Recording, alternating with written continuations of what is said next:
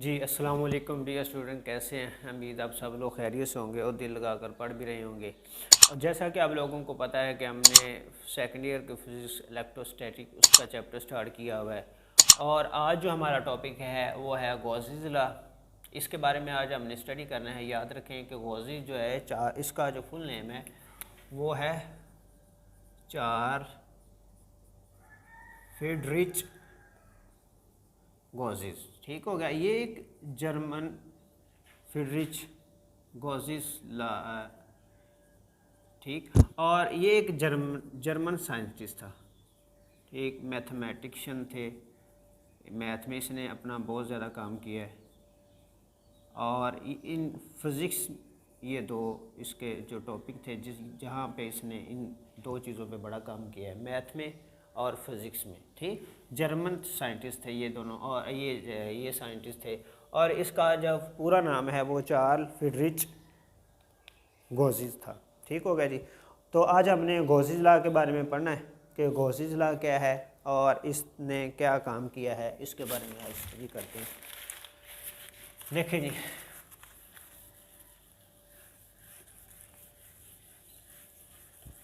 सबसे पहले हम इसकी डेफिनेशन देख लेते हैं, फिर मैं आपको इसके डायग्राम और इसका एक छोटा सा टॉपिक है हमारा उसके बारे में आपको समझा देता हूँ। ठीक, फर्स्ट ऑफ ऑल इसकी चलते हैं डेफिनेशन पे।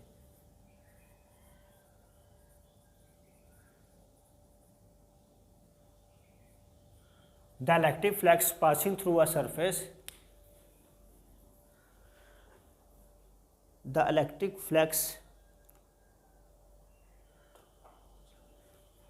the flux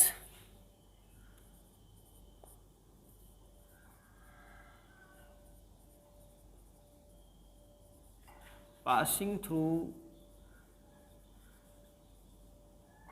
a surface is equal to the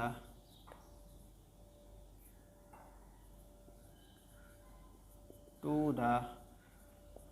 1 over epsilon naught mu naught time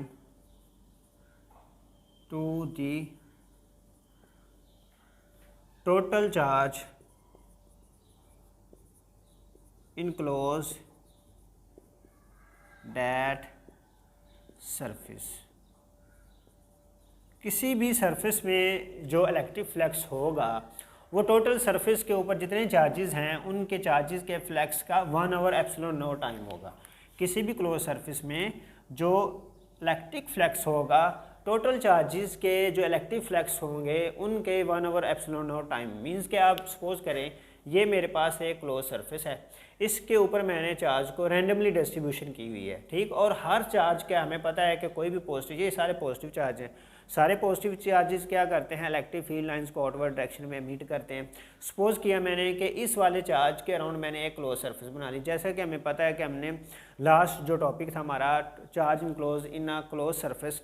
ठीक, जब भी किसी क्लोज सरफेस में हमने चार्ज को इनक्लोज करते हैं तो इससे क्या होनी है, इलेक्ट्रिक फील्ड लाइंस क्या होनी है, एमिट होनी। इस वाले चार्ज ने जो टोटल फ्लक्स प्रोड्यूस हो रहा है उसमें इस चार्ज का जो रोल होगा उसको हम क्या बोलते हैं, 1 over epsilon not time.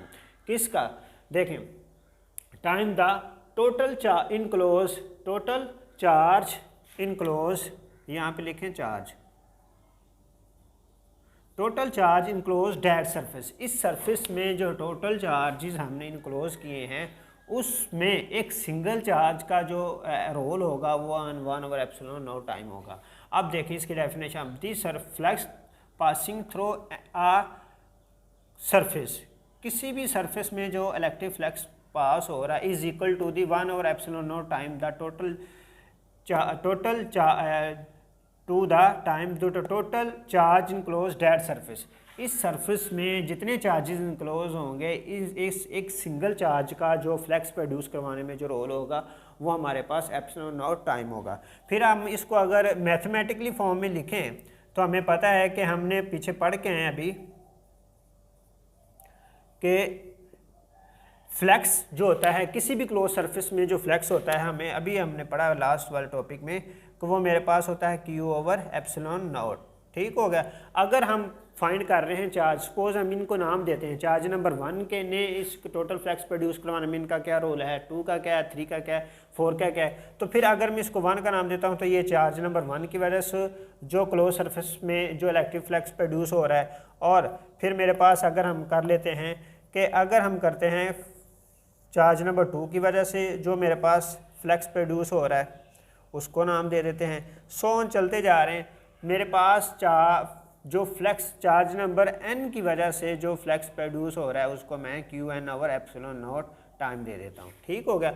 Her charge अपनी तरफ से सेपरेटली इस टोटल फ्लक्स को प्रोड्यूस करवाने में उनका कितना रोल है वो हमने फाइंड किया। तो हम कह लेते हैं total flux in close surface. Close surface में जो टोटल फ्लक्स होगा उसकी सारे की कैलकुलेशन हम करते हैं। तो हमें पता है कि फ्लक्स को हम फाई ई से रिप्रेजेंट करते हैं और phi 1 plus phi 2 plus phi 3 and so on चलते गए और मेरे पास आ गया फाई n। तो हमने क्या किया है, इसके सारों के फ्लक्स को अगर हम कैलकुलेट करें Q1/ε0 time plus Q2/ε0 time and so on चलते गए Qn/ε0।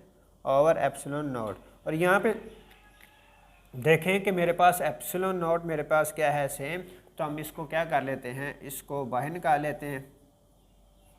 अंदर मेरे पास क्या Q1 plus Q2 plus Q3 and so on चलते गए और ये मेरे पास क्या आ गया Qn। ठीक। और इसको मैंने क्या किया है, यहाँ पे देखिए ये मेरे पास स्मॉल पैचेस या स्मॉल चार्जेस हैं तो इसकी जगह मैं एक कैपिटल Q मीन्स के टोटल चार्ज लिख लेता हूँ, बजाय इसके कि मैं Q1 Q3 क्यों। मेरे पास ये क्या है टोटल चार्ज, मीन्स के टोटल चार्ज को हम इससे रिप्रेजेंट कर देते हैं Q से। और ये मेरे पास क्या हो गया है फ्लक्स। ये कौन सा इलेक्ट्रिक फ्लक्स है, ये मेरे पास वो फ्लक्स है जो हमने क्या किया है, किसी भी क्लोज सरफेस में n number of small charges को जब हम इनको डिस्ट्रीब्यूट किया और हर चार्ज ने इस टोटल सरफेस को प्रोड्यूस करवाने में जो अपना रोल किया है उसकी कैलकुलेशन करने के बाद फाइनल जो गॉसेस लॉ की में हमें मिला था वो ये हमारा रिजल्ट है। देखें जी, the flux passing through a surface is equal to the 1/ε0 time the total charge enclose by that surface. एक सिंगल चार्ज ने सरफेस के अंदर जो फ्लक्स प्रोड्यूस करवाने में जो अपना रोल किया है 1/ε0 टाइम है और ये Q मेरे पास क्या है टोटल चार्ज है। ठीक हो गया डियर स्टूडेंट। तो आपने इसकी डेफिनेशन याद करनी है और इसके ये मैथमेटिकली फॉर्म में इसको लिखना है। ठीक हो गया। तो आज के लिए इतना ही और इसको आपने दिल लगा के पढ़ना है। अगर फिर भी कोई चीज़ समझ नहीं आती तो आपने हमें कमेंट्स बॉक्स में इसके बारे में बताना है। तो इंशाल्लाह मिलते हैं जल्द ही नेक्स्ट टॉपिक के साथ। तब तक के लिए अपना बहुत ज़्यादा ख्याल रखिएगा और दिल लगा कर पढ़ते रहिएगा। अस्सलामु अलैकुम।